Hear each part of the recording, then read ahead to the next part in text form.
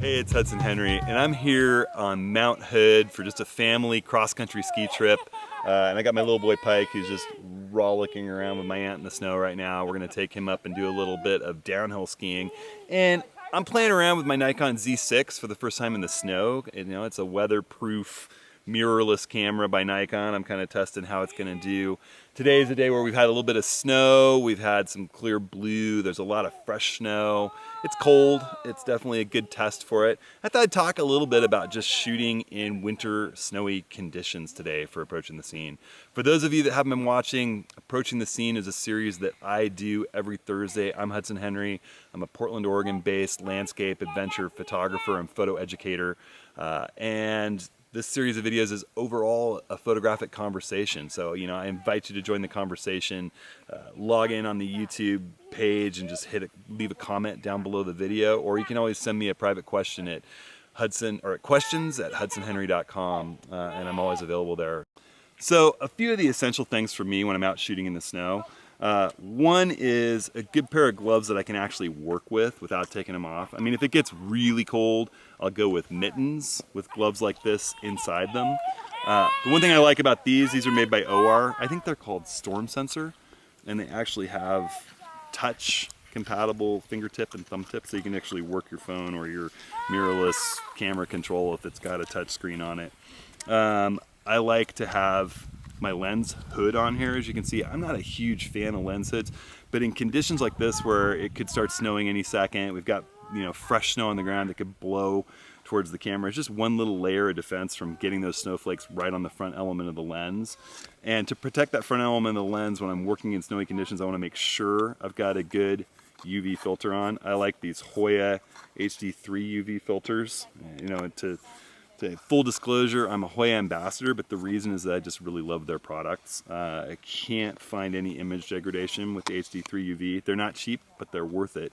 And when you think about how much the front element of our lenses are worth, you know, if you wind up having to replace them, if the coatings get worn off and you start getting flare in your images, it's just good to protect it. And in conditions like this, you know, I'm gonna frequently be reaching into my pocket to get out my, my nice microfiber cloth. And I can see right now, some things you gotta pull gloves for.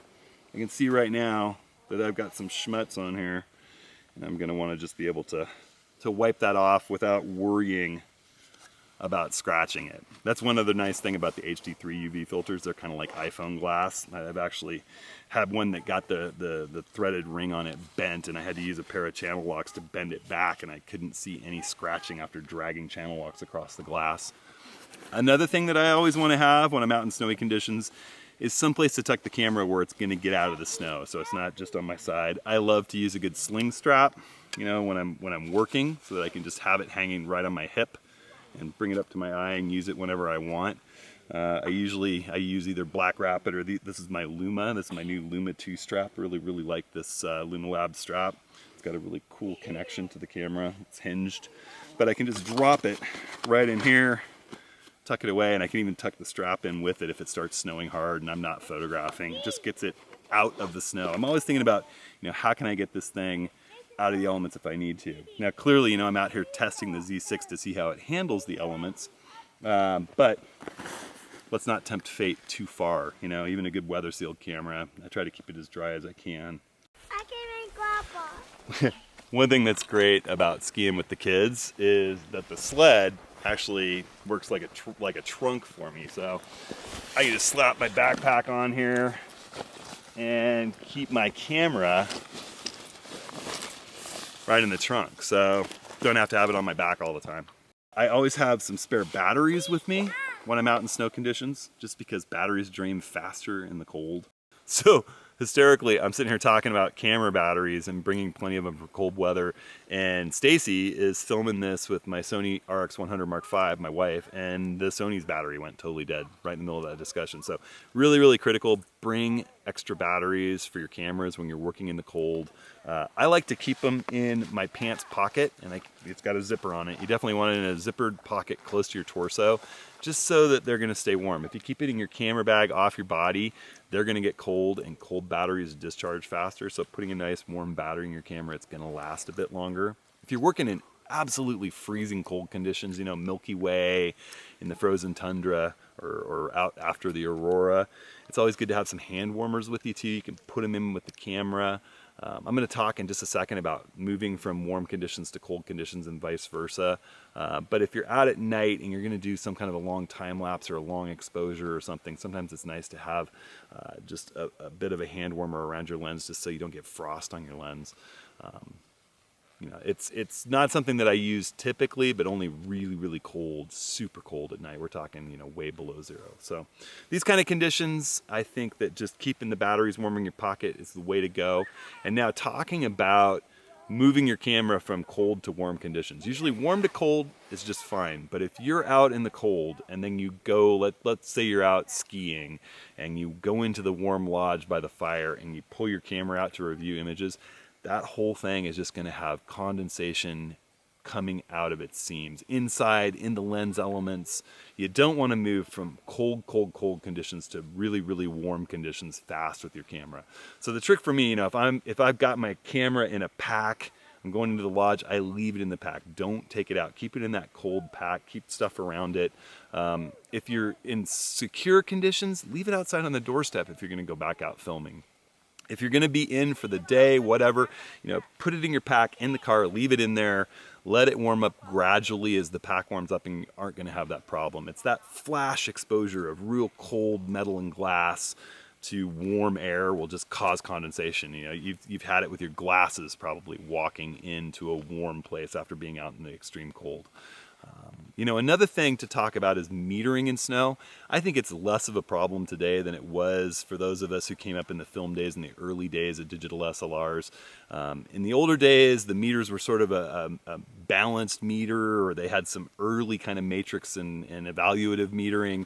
And it always thought that snow should look like grass. It should be sort of neutral gray. And so you'd have these really black underexposed skies and this kind of gray, dirty looking snow because it was trying to make it gray instead of pure white. And so, you know, a trick in the old days was always get a bare hand out and meter on your hand, because that's pretty close to neutral gray, and just go in manual mode and run with that meter reading off your hand, or take a gray card out with you. These days, the cameras are so smart in their evaluative metering modes. I almost never take it off of evaluative unless I have some reason to use spot metering. And I find that they're just amazing in the snow. They'll make the snow pure white. They'll give you a nice, beautiful blue sky. You know, they'll work with a polarizer. The meters are just getting better and better. So, you know, I don't vary how I'm shooting too much. I think having a weather sealed camera is important in conditions, particularly if it's going to get blizzardy and snowy. We have a prediction that it's supposed to snow a bit, but we've got great weather today. Had a little bit of snow earlier.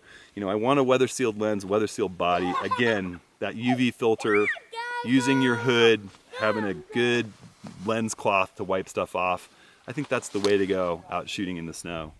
So those are some tips and tricks, and I'm going to shoot the kids for a little bit, and then I'll take some questions in a minute. I'll come back for a little Q&A. We fought, you know, get at deer tracks. You saw deer track in the snow? Yeah. No way. Can you show me? We walked in. You want to come show me? We walked in them. Let's go. I think they were deer tracks. You think so? All right, well, I just got the family back in El Jefe here in Mountain Meadows parking lot. Pike just had his first day of actual downhill skiing, kind of between Dad's legs, but we had a blast. What a great day. Cross-country skiing, downhill skiing, did some fun photography. The Nikon Z6 was awesome in the snow.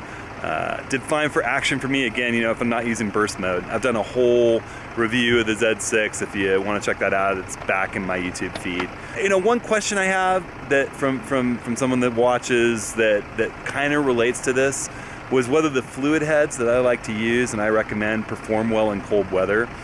And I've used the Manfrotto 500 AH that I recommend down probably to about 10 degrees, and it's been totally fine. I've used my Sackler fluid head down to like way cold up on Denali, and had no problems, you know, taking it all the way up to 14,000 foot camp on Denali and enduring some really cold conditions, and it performed flawlessly even after a night outside the tent, you know, hopping out early in the morning before things warm up.